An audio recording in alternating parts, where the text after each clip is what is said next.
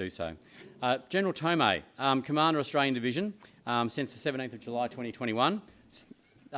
So as Commander of the 2nd Australian Division, graduated from RMC in '88, went to RA Infantry, served in 2nd, 4th and 6th Battalions of the Royal Australian Regiment, and also 16th Battalion Royal Western Australian Regiment, 25 Battalion Royal Queensland Regiment, and was CO of 9 Battalion Royal Queensland Regiment.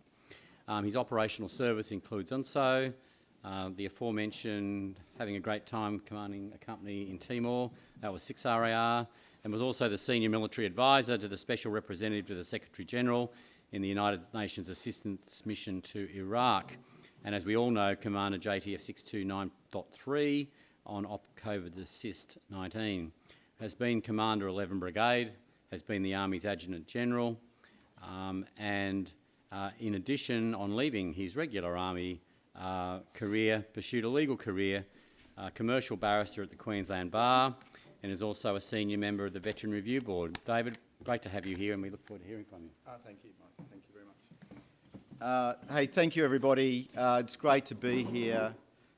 Thank you to be invited again. I sometimes feel a bit of a fraud at these events because the truth is I'm quite low down inside the organisation to be here to talk about sort of ADF issues and specifically ADF reserve issues. But I've just, as I was going through my speech, preparing it, I pulled up my previous ones thinking I better see what I've said before. I don't want to be repeating things. And what I discovered is this is my 4th time to give a speech to this Defence Reserve Association. So there's either I've taken a long time to figure out how to be the Commander 2nd Division or there's some other reason. But what struck me when I looked at those speeches was the difference in the first speech and what I'm going to talk about today. It's like there was a war in between them. And in my first speech, I talked about our experiences coming out of, this is in 2021, we were in the middle of COVID, we'd come out of bushfires. I talked about the experiences of call out and what occurred there. And then in 2022, we were starting to have the nascent concept Aspire sort of come through with General Fields working for the CDF to understand how we might organise around the ADF would doctrinally feel how it would defend Australia.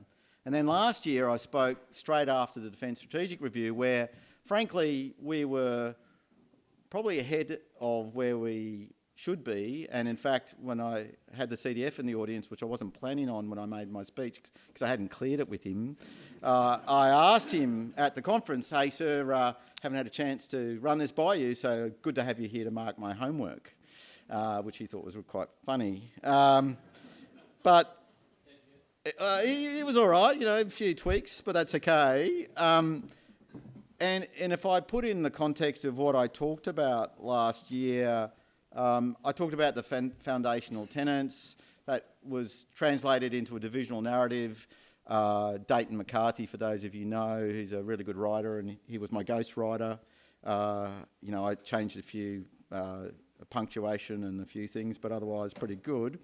And I put out these foundational tenets and as much as I put them out there, they were really a bite on cultural change because the division, from its proud foundation in World War I to its campaign on the Western Front, and then its interwar year periods, and then in World War II where it was essentially a Homeland Defence division as part of the Defence of Australia, and then went through, frankly, periods of darkness, moving around as the reserve or the militia morphed, changed, was restructured, as like the rest of the organisation has been for a really long time.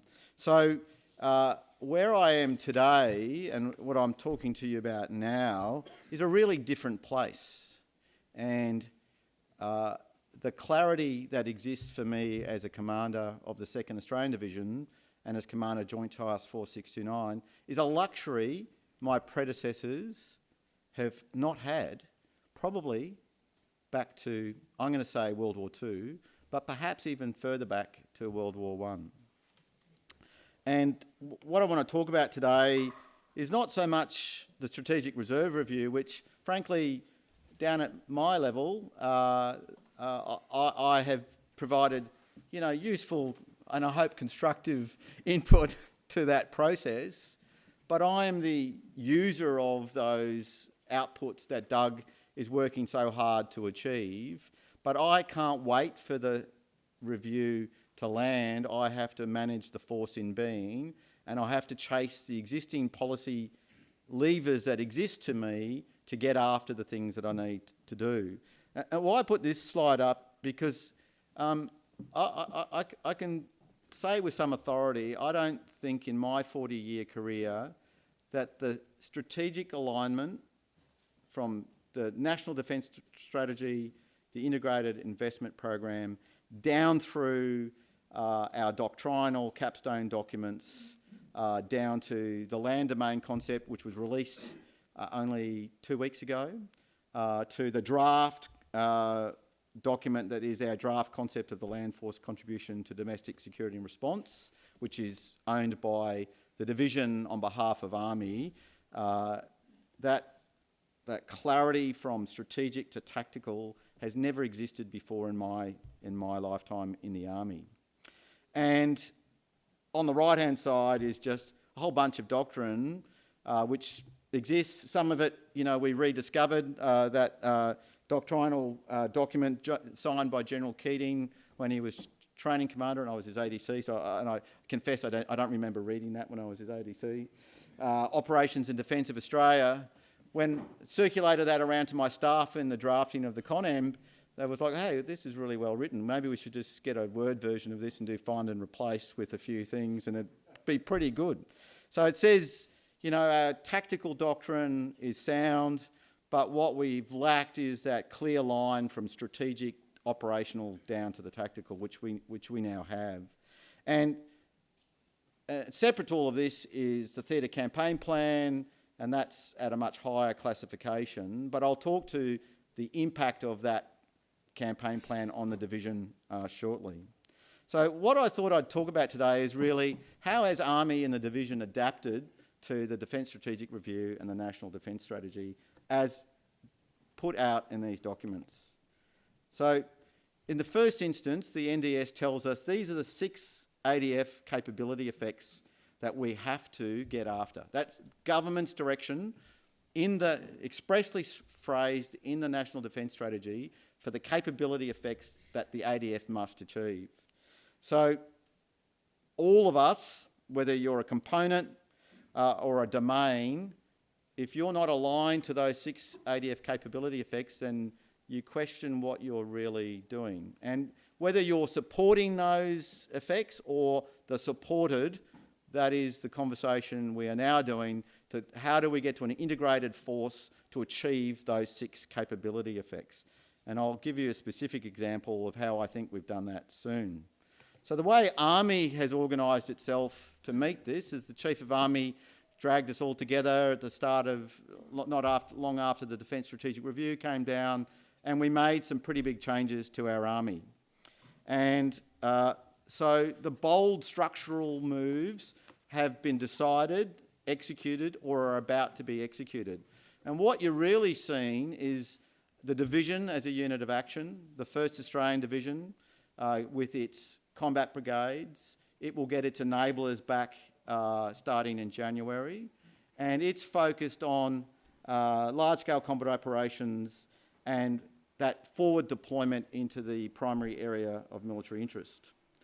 For the 2nd Australian Division, 9 Brigade, good to see you here, Tim, comes back to the division. You weren't gone that long, but long enough, as a security and response brigade. And we have passed over from the Division 8 Brigade, which is the training brigade, to Forces Command, which they might not admit it, but it looks much more like a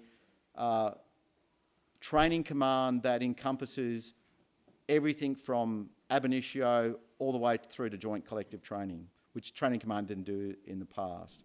So it is the full authority of training in Army. The Forces Commander is the G7 of the Army. And that's a really important alignment of authority and responsibility to Forces Command. But they're not a functional command in the way that they were only 24 months before. And the important thing about what that describes on that slide, which really talks about how is Army reorganising not just the structures, but the equipment to meet those 2 division units of action. And there's a massive rebalance of Army equipment going on right now, which frankly, 2nd Division is the net winner of that equipment being pushed around the Army. And that sees us a 5-fold increase in mobility as an example from where we started. Now, to get and win those resources, you can't argue coherently for those resources unless your purpose matches those resources.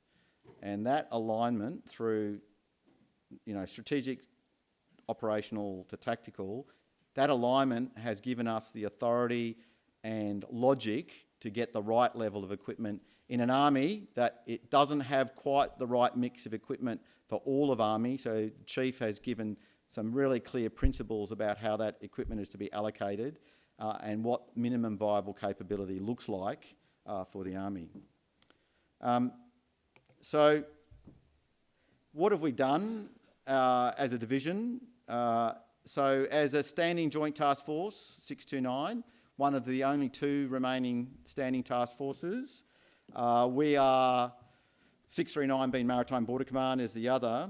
We've been exercised in Theatre Mission 1, Defence of Australia, through joint collective training and at echelon down to our joint task groups, brigades, and down to our security and response task units through the joint collective training program for this year. So for the divisional headquarters, we stood up as a divisional headquarters and designated Joint Task Force 629 and got put through the ringer, just like one div does for its assurance as a divisional headquarters. For our JTGs, Combat Training Centre has been there, not running a ruler over, because that's not how we do things anymore, but giving assurance about where they are on their journey to their capability. And then down at the task unit level, we've been battle grouping to achieve the capabilities we require to meet the tasking that we have.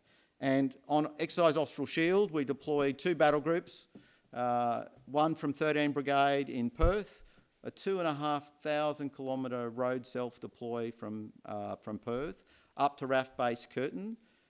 We had a Army SecRes task unit and we had a Air Force Security Force unit.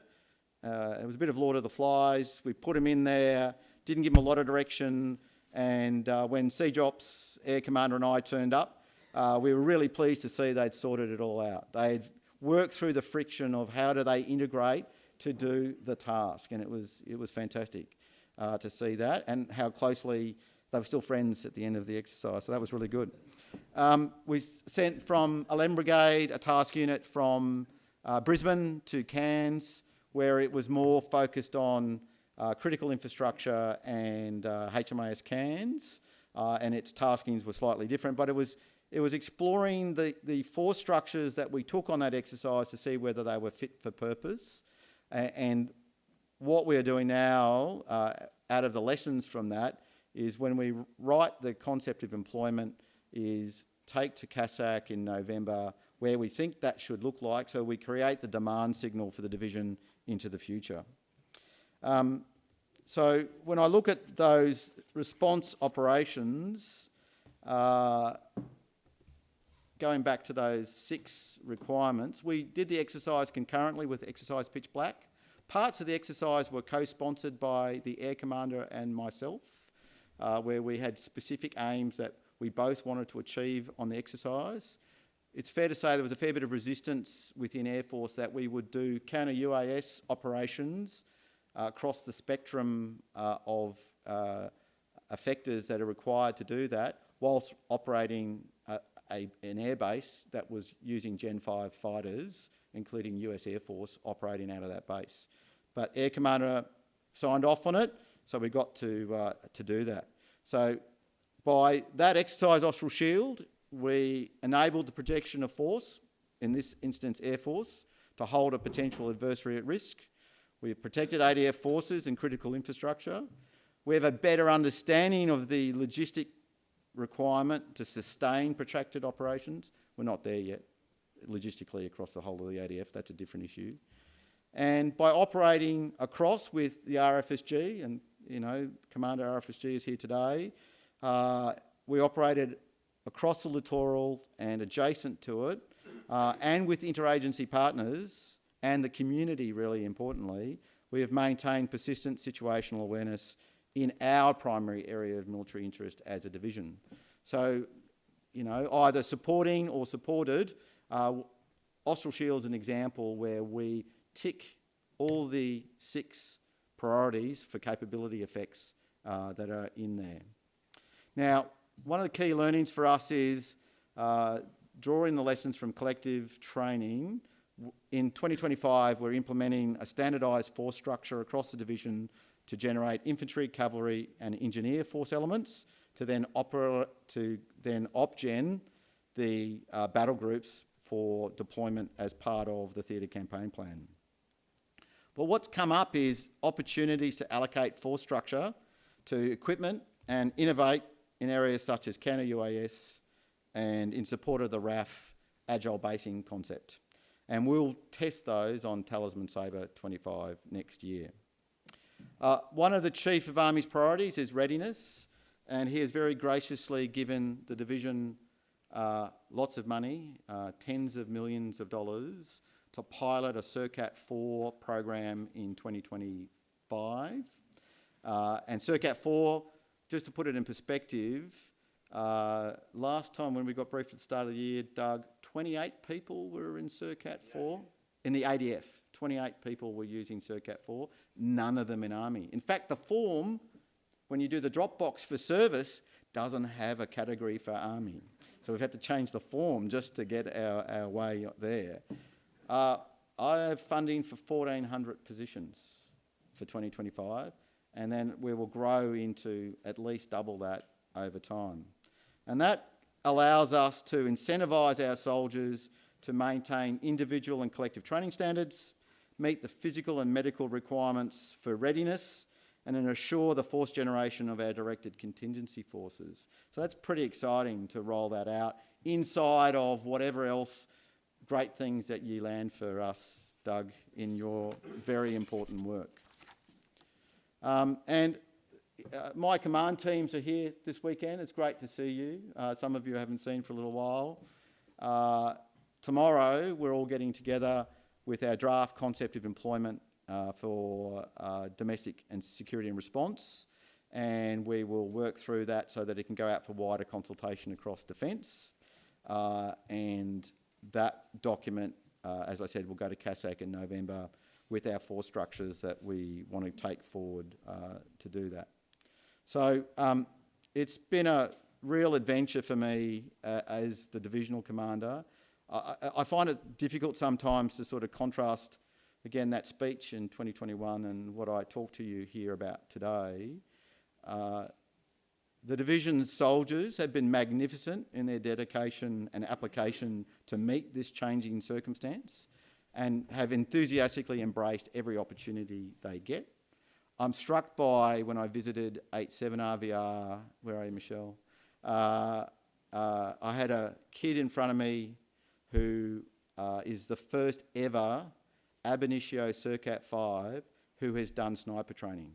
Not ex-CIRCAT 7, not an ex-CIRCAT 7 sniper. He just gave up the time and he made a massive commitment to become a reserve sniper, and he topped the RAR sniper course that he attended on. Now, he was standing in front of me wearing a ghillie suit with a sniper rifle and complained that he didn't have the right kit. I sort of go, mate, you look like a sniper, so you're good enough for me. But that's an example where the nuance of, hey, people serve in different ways. They can provide the time that they have. Some people have a dream. He had a dream to be a sniper. That dream has been realised, so that's really good. And I'll just finish by saying, from my perspective, the division has never been in a better place because we have a clarity of purpose that we haven't had before. The resources necessary to achieve our purpose are being allocated to us, and the opportunities for collective training aligned to our purpose are as never before. And Austral Shield was just the first step in that journey. Talisman Sabre next year isn't about us supporting the First Division, it's about executing our role as the Second Division. And I'll leave it there and throw it over to any questions people might have.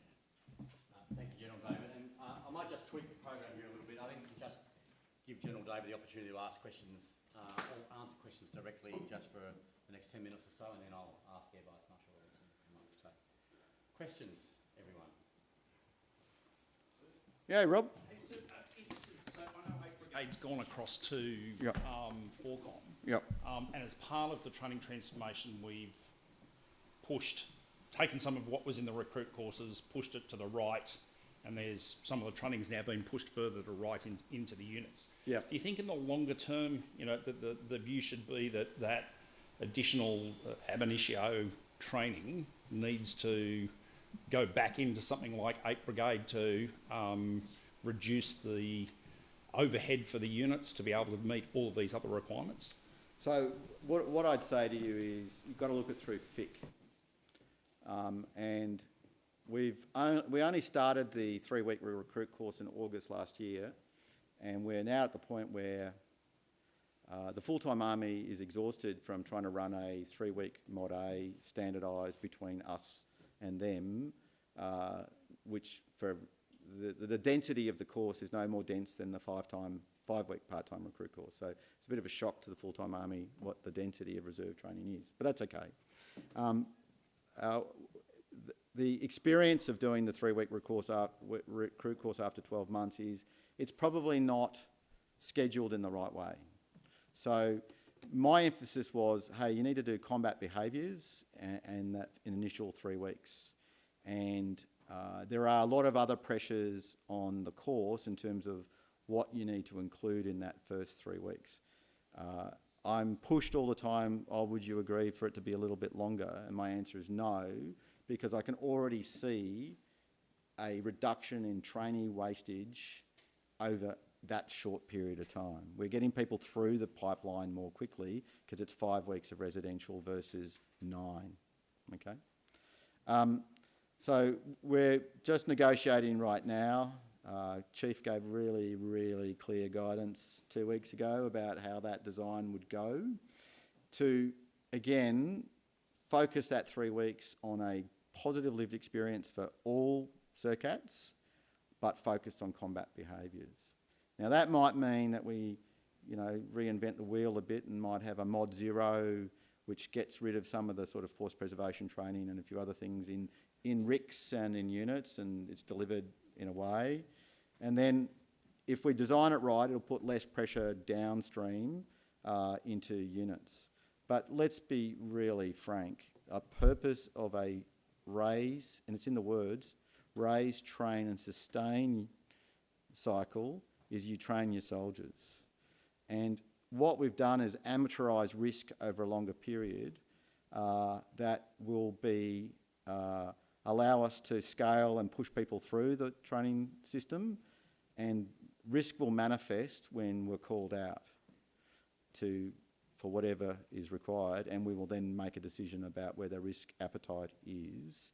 But Op Kudu, I think, gives us some lessons in that regard. Thank you. Any other questions? So this is looking ahead. Can I just ask everyone to use the microphones? Yeah. Sorry, just for the benefit of those who are online, to pick up what the questions are. Thanks. Sir, I'm about to create more work for you and your commanders. I doubt it. We're very good at training for open warfare and jungle warfare and desert warfare, but what training are we doing for snow warfare?